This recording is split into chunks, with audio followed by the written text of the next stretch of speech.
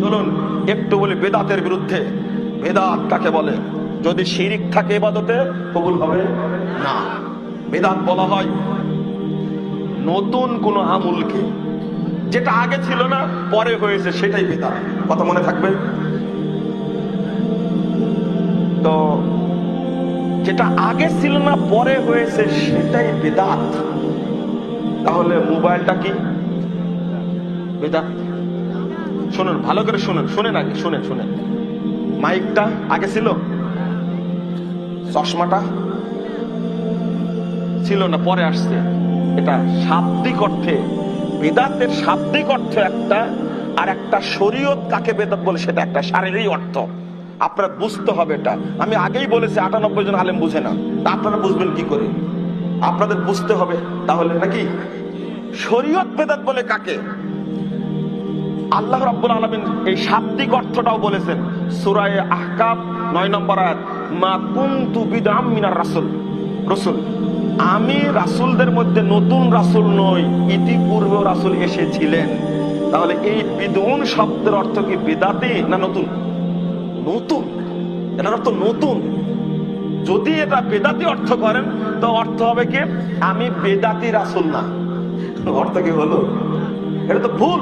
এটা শাব্দিক অর্থ এখান থেকে নিতে হবে, বুঝার জন্য বলছি। আবার কোরআনে আসছে 117 নম্বর আয়াত সূরা বাকারার মধ্যে আসছে, মা বাদিউস সামাওয়াতি ওয়াল আরদ, আসমান জমিনের নতুন স্রষ্টা কে? এর আগে ছিল আসমান জমিন? নতুন চেষ্টা করেছেন কি? আসমান জমিন কে সৃষ্টি করেছেন? তার আগে কেউ সৃষ্টি করেছিল? এই জন্য বাদী বলা হয়েছে। যদি এর অর্থ বেদাতি করেন তাহলে অর্থ হবে আল্লাহ বেদাতি। আস্তাগফিরুল্লাহ, অর্থ করা যাবে?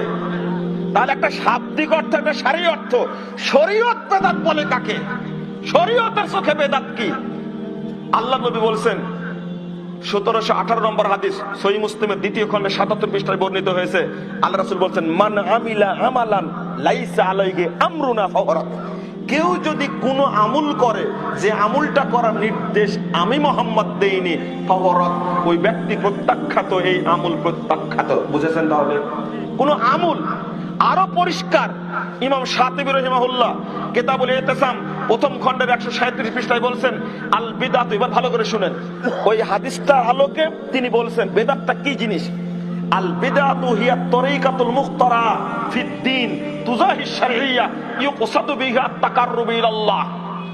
অর্থাৎ দ্বীনের মধ্যে এমন নতুন জিনিসের আবিষ্কার করা যা শরীয়ত মনে করে আল্লাহর সন্তুষ্টির জন্য তৈরি করা হয়। লাম ইয়াকুম আলা সিহহাতিহা দালিলুন শারঈয়ুন সাহিহুন আসলান আও ওয়াসফান। যে আমলটার পিছনে শারঈ কোনো দলিল নেই তাকে বলা হয় কি? বিদআত।